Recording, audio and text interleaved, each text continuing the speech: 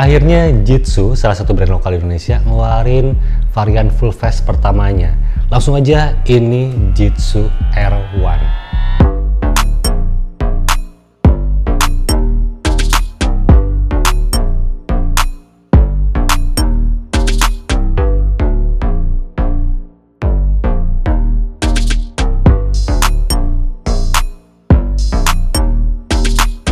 Assalamualaikum, halo semuanya, selamat datang kembali di channel Acuan Hobi bareng gue Rezandi.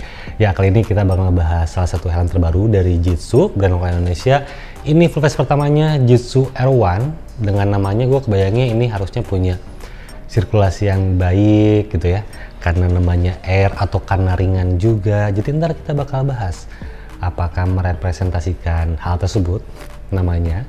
Yang pasti angka pertama gue yakin ini karena ini helm pertamanya untuk varian full face-nya. Helm Jitsu gitu. Kita bakal ngebahas dari desainnya dulu, dari interiornya sampai ke fitmentnya nanti, dan beberapa fitur tambahan lah secara detail soal helm Jitsu R1 di sini. Oke, kita langsung bahas aja. Pertama dari desainnya dulu. Dari desainnya kayaknya gue ngelihat ini mulai dari apa ya? Mulai level up varian full face saat ini. Kalau dulu kan kesannya harus agresif, runcing. Ini tetap agresif, ini tetap runcing, cuman lebih dinamis lekukannya. Ini banyak banget lekukan dari si Jitsu R1 di sini gitu. Mulai dari bagian bawahnya di sini dia lebih menukik ke atas, ada lekukan bagian depan di sini, di atas pun ada lekukannya gitu. Jadi streamline-nya tuh bukan stream yang mengalir gitu, tapi yang dinamis banget gitu. Ini futuristik banget untuk bentukannya, dan gue ngingetin beberapa, dan desain ini ngingetin gue ke beberapa desain helm lainnya, kayak helm G1, yang J1 itu yang baru, Just One kalau nggak salah namanya. Lalu juga yang mahal itu yaitu Alpinstar, punya desain yang mirip-mirip ke garisannya seperti ini gitu. Jadi kayaknya udah mulai ke arah sana untuk helm-helm full face gitu. Entah diterima atau enggak, cuman udah masuk nih stream gaya-gaya tersebut gitu ya, yang punya desain yang sangat dinamis tapi agresif juga gitu. Dan untuk helm Jitsu R1 ini bawaannya udah pakai yang iridium visor seperti ini nih, iridium silver untuk visornya. Jadi ini gue sangat rekomendasikan untuk siang hari, cuman tidak gue rekomendasikan untuk malam hari karena cukup gelap. Jadi gue pakai di siang hari, di terik panas jam 12 siang tuh ini adem banget untuk iridiumnya. Cuma untuk malam kayaknya cukup gelap sih, jadi harus dibuka. Jadi ya sayangnya kita nggak dapat visor yang clear untuk pembelian Jitsu R1 di sini gitu ya. Dan untuk ventilasinya, dia di bagian depan nih ada mode fan, ada dua mode fan ya, stepping gitu, stage-nya ke bawah, tinggal di slide doang. Dan ini ada forehead ventilation di atas, dan satu lagi ada top air ventilation single, cuma ada satu, mekanismenya di sliding juga nih gitu. Dan di bagian belakang ini ada untuk outlet ventilation aksennya, dan ini ada spoiler dengan ada lubang untuk outlet ventilation juga di sini gitu ya. Jadi ada 3 buah intake, kalau sama mount fan-nya kan ada 2 jadi 4 buah intake. Cuman masukin cepat tetap 1 lubang untuk di mount fan-nya. Lalu ada 2 buah outlet ventilation bagian belakang gitu ya. Cuman untuk detailnya ini oke sih, untuk mount fan ini oke mekanismenya gitu ya. Ringan. Cuman untuk yang forehead ini agak susah kalau misalnya kita pakai glove karena emang nggak ada tonjolan sama sekali. Kita harus pakai kuku untuk mainin si mekanismenya. Itu sih untuk si forehead. Dan untuk top airnya ini masih oke karena masih bisa digenggam atau bisa di sliding pakai glove juga kalau misalnya kita pakai glove ridingnya gitu ya. Itu cuma untuk yang forehead ini harus pakai kuku, jadi menurut gua harus pastiin dulu kita mau ngebuka ventilasinya sebelum kita riding aja gitu, nggak bisa di tengah-tengah jalan gitu, karena cukup susah untuk si mekanismenya menggunakan glove kalau pakai glove. Dan untuk spoilernya ini ya futuristik banget, streamnya atau garisan ini menyatu sih sebenarnya untuk bagian si spoilernya. Gue cukup suka untuk si garis-garis yang menyatunya sampai ke spoilernya di sini gitu ya. Ini masih wajar kok spoilernya dengan ukuran seperti ini, dengan desain yang emang dinamis seperti ini gitu ya.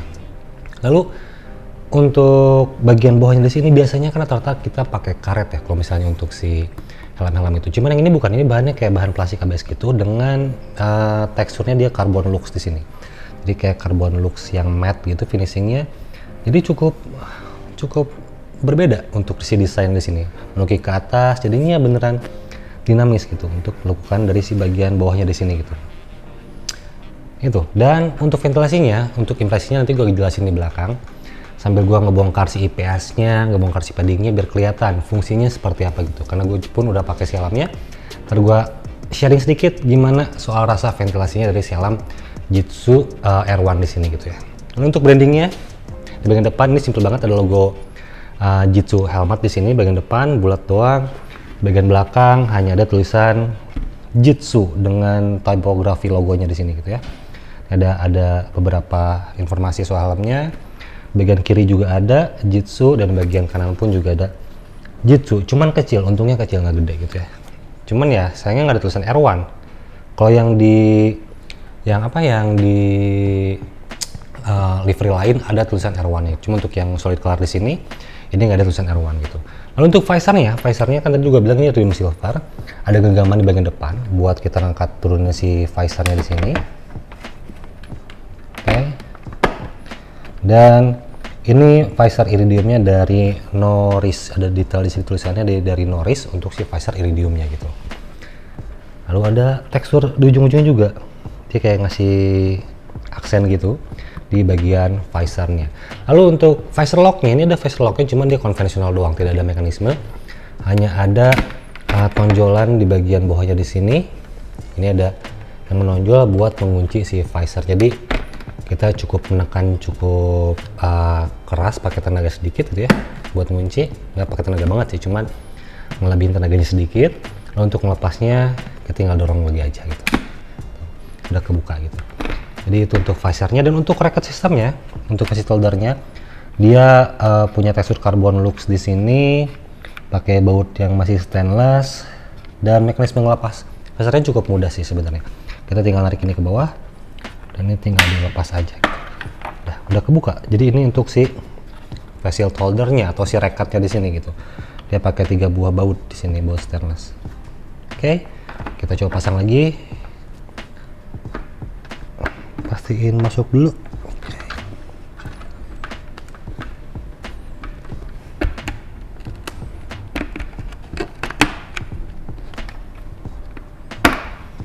Oke, sudah terpasang lagi. Coba. Lancar. Jadi dan naik turun si visornya ada stepping. Oke, ada giginya gitu. Ada stage-nya, ada steppingnya tadi. Jadi itu untuk si eksteriornya, fitur-fiturnya. Dan karena ini bagian bawahnya menggunakan ABS dan lakukan sampai ke bawah, untuk menaruh intercom sepertinya perlu ditempel, nggak bisa dijepit gitu ya, nggak bisa pakai klem jepit, tapi harus ditempel pakai adhesif perekat lagi gitu. Dan untuk slot speakernya ada, nanti gue liatin speaker intercomnya, slotnya ada di situ. Dan ya itu dari si eksteriornya, fitur-fiturnya gitu ya. Dan untuk sertifikasinya, helm ini sudah SNI, dia homologasinya sudah tembus SNI. Untuk materialnya dia termoplastik untuk material helm. Cuman kalau bisa gue ngasih nilai untuk materialnya secara subjektif, secara hands on seperti ini gitu ya, feeling gue ini cukup baik untuk si material termoplastiknya. Nggak receh-receh banget, ini nggak melondoi banget, ini solid untuk si termoplastiknya. Cuman yang termoplastik impactnya pasti di satu titik gitu ya, karena dia masih termoplastik gitu. Cuman ini cukup oke. Kalau misalnya ngasih nilai mungkin 7 dari 10 atau bisa lebih gitu ya untuk si termoplastiknya di sini gitu, cukup oke. Oke, sekarang kita lanjut ke bagian interiornya. Untuk bagian interior dia menggunakan mekanisme double bearing system yang gue pikir masih cocok untuk helm full face seperti ini gitu ya, double bearing system. Ininya ya masih yang biasa untuk si strapnya double bearing, yang pasti safe, ada kuncinya juga, ada buttonnya di sini gitu. Oke, dan untuk linernya ini cukup oke sih menurut gue untuk harga di bawah 500.000. Ini linernya kayak ada bahan suede gitu, suede halus banget gitu, gue suka nih suede-nya, yang dipaduin sama tekstur heksagonal di sini yang cukup nggak terlalu lembut, cuman kerasa kayaknya bakal awet gitu ya, kayak solid. Dan gue impresif sama keempukan dari si paddingnya gitu, ini cukup enak, empuknya cukup enak gitu untuk si paddingnya, si busa-busanya. Gue suka untuk si interiornya di sini, cukup worth it untuk harga yang sangat terjangkau gitu ya. Untuk crown padnya pun sama, cukup detail, ada lekukan juga di bagian crown padnya di sini. Semuanya nuansanya hitam untuk si paddingnya. Sekarang kita bakal buka si padding-paddingnya, sambil ntar kita lihat IPS-nya, soal lubang ventilasinya, ntar gue jelasin juga gimana impresi pemakaian soal ventilasinya waktu pakai helm ini di jalanan gitu ya.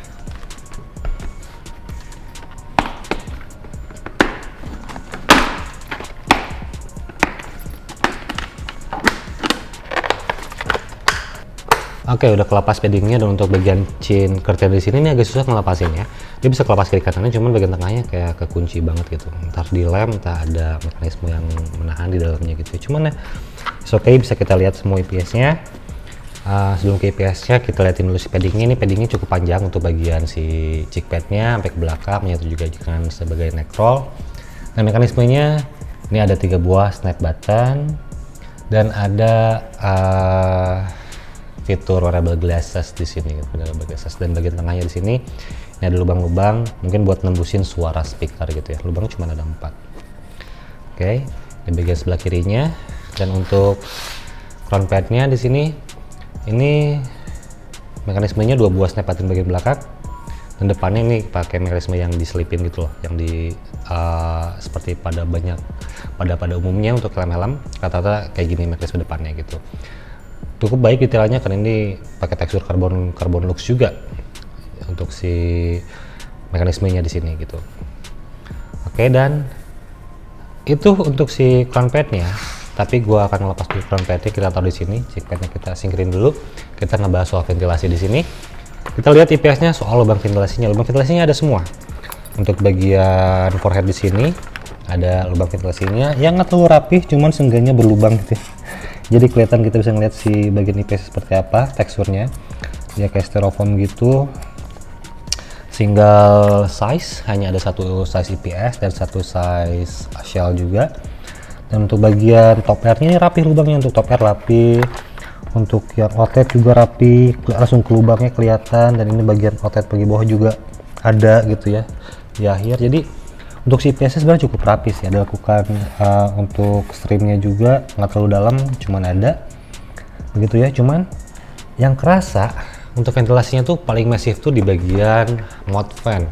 Cuman nggak langsung direct ke mulut karena dia tidak ada lubang di bagian depannya di sini. Lubangnya ke arah nose guard di situ ya. Jadi dia ke arah atas, jadi si anginnya itu kerasanya ke bagian hidung, ke bagian muka gitu ya, ke bagian jidat itu kerasa dari si nose guard-nya. Ini oke juga sih.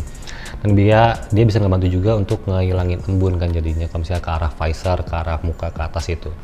Cuman tidak direct langsung ke daerah mulut. Itu untuk si mouth fan-nya. Untuk forehead-nya ini tipis-tipis, kerasa nggak sampai impresif banget di kilometer, di kecepatan sekitar 50 km per jam untuk si forehead-nya di sini. Karena, dan termasuk juga si top air-nya gue nggak ngerasa cukup kerasa gitu, nggak sampai massive untuk si top air-nya, kayak cuma dikit banget rasanya buat gue. Karena emang untuk crown pad-nya dia menutup semua, jadi aliran anginnya nggak sampai masuk ke dalam, walaupun ini bahannya cukup tipis, cuma tetap nahan angin gitu ya, nggak sampai masuk ke area kepala kita. Dan bagian depannya pun dia nggak berlubang untuk si forehead-nya, tapi nggak berlubang pun dia kerasa sebenarnya ada aliran dikit gitu ya, karena emang cukup langsung direct ke lubangnya untuk bagian forehead tadi, dan lubangnya tadi cukup gede juga kan kalau ngelihat gitu, walaupun agak raw aja sih bentuknya di situ sih. Jadi yang impresif menurut gue untuk ventilasinya hanya di bagian mouth fan gitu ya, di atas cuma ngebantu dikit-dikit lah gitu. Itu di berbagai posisi, mau tuck in, mau kita lebih tegak, gue ngerasanya seperti tutup ventilasinya gitu. Jadi itu untuk interiornya. Dan ini untuk slot speakernya gue sempat kelewat. Ini slot untuk speaker intercom. Ada jalur untuk kabelnya juga, cukup baik sih. Cuman nggak ada IPS di bagian chin gitu, yang di bagian pipi dia nggak ada IPS, jadi langsung ke ABS. Alis ABS, belakangnya langsung ke shell. Jadi IPS-nya hanya di bagian atasnya aja gitu. Cukup wajar untuk harganya yang di bawah 500.000 rupiah gitu ya. Oke, sekarang kita bakal pasang lagi semua padding-paddingnya. Dan gue bakal pakai si helmnya buat nyeritain gimana impresi pemakaian saat menggunakan helm Jitsu R1 ini. Oke, sudah terpasang kembali paddingnya. Jadi informasinya, sayangnya Jitsu official ini atau Jitsu R1 ini hanya ada mulai dari size M sampai ke XL. Jadi Gua nggak bisa dapat size yang sesuai dengan lingkar kepala gue. Size lingkar kepala gue tuh size S 55 sampai 56. Sedangkan ini size-nya M dan lingkar kepalanya ini untuk 57 sampai 58 cm. Jadi emang tadi gue sempat pakai agak-agak longgar aja. Cuman ntar kita cobalah. Gue jelasin gimana rasanya. Mampunya gue merasakan helm yang sedikit agak loose, agak longgar gitu ya.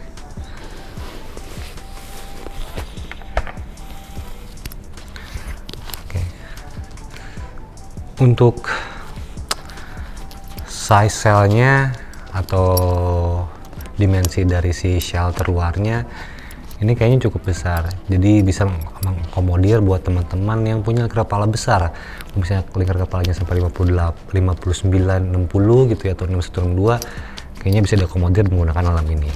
Jadi sebenarnya dengan fitment ini, dengan shell seperti ini, fitment paddingnya, sebelum gue jelasin, gue bisa merekomendasikan dengan mudah buat teman-teman yang punya lingkar kepala besar, lingkar kepala 60, 59, 60, 61, 62, ini kayaknya bakal nyaman pakai helm ini gitu ya. Gue cukup impresif dengan si tadi ketebalan atau kempukan dari si foamnya, padding ini enak sebenarnya gitu ya. Cuman emang nggak ngunci kalau di kepala gue karena gue membutuhkan helm size helm yang lebih kecil. Ini perlu ditebelin dikit lagi untuk si padding-paddingnya. Jadi buat gue ya ini masih cukup longgar, gue masih bisa kiri kanan, atas bawah karena emang tidak sesuai size-nya. Cuman impresinya untuk padding-paddingnya ini cukup baik menurut gue. Untuk bagian si cheek padnya terutama gitu ya. Untuk front padnya gue nggak bisa ngasih penilaian lebih jauh lagi karena emang nggak ngunci ya, karena emang size-nya nggak sesuai gitu ya. Cuman untuk round shape-nya ini rounded atau bulat gitu ya untuk si shape dari si crown pad-nya. Ini oke sih gitu. Dan helmnya ringan. Nanti kita timbang sebentar ya setelah ini. Ini helmnya cukup ringan.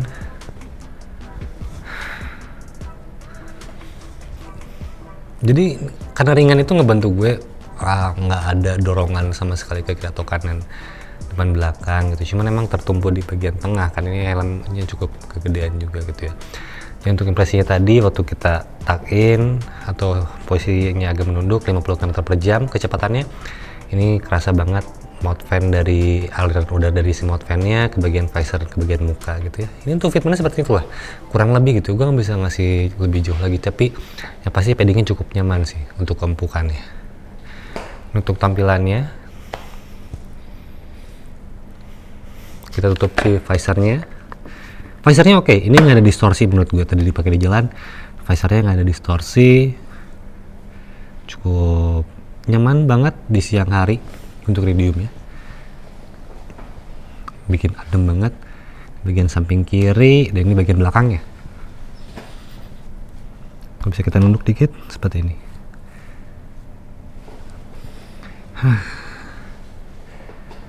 Jadi itulah, cuman coba kita pakai kacamata karena ada fitur wearable glasses.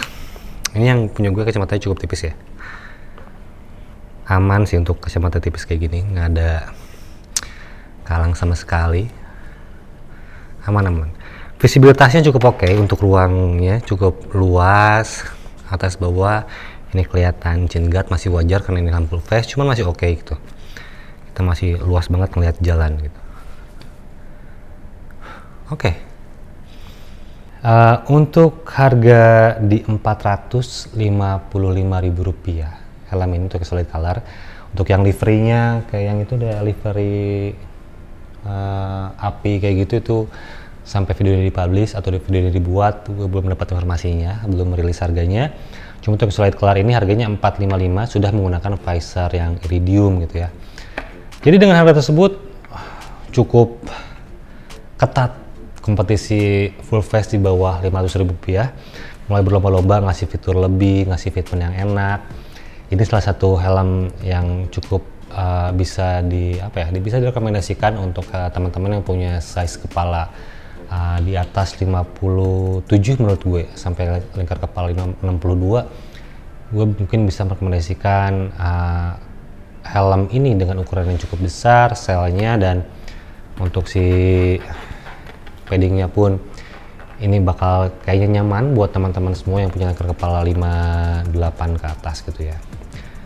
Jadi ya itu tadi detailnya udah gue jelasin semua, mulai dari ventilasi, dari build quality-nya cukup oke untuk harga di bawah Rp500.000, dan gue cukup appreciate pengembangan dari Jitsu akhirnya punya full face, build quality-nya cukup oke, harga yang kompetitif, tinggal lebih explore lagi ke fitur-fitur keselamatannya aja sih sebagai alat supporting untuk berkendara gitu ya, alat keamanan untuk berkendara. Mungkin bisa explore lagi ke arah sana untuk Jitsu, teman-teman dari Jitsu. Jadi ya itu review dari gue soal Jitsu R1 di sini, mudah-mudahan bisa bermanfaat. Dan kalau misalnya ada kritik, saran apapun itu bisa tulis di kolom komentar, kita bahas di kolom komentar. Dan sejauh ini gue masih terus berterima kasih buat support dari teman-teman semua yang udah subscribe, udah nonton channel Acuan Hobi di sini. Mudah-mudahan gue sendiri, gue pribadi ini bisa terus berkembang buat terus memberikan informasi yang relevan buat teman-teman semua lewat Acuan Hobi ini. Oke, sampai jumpa di video berikutnya.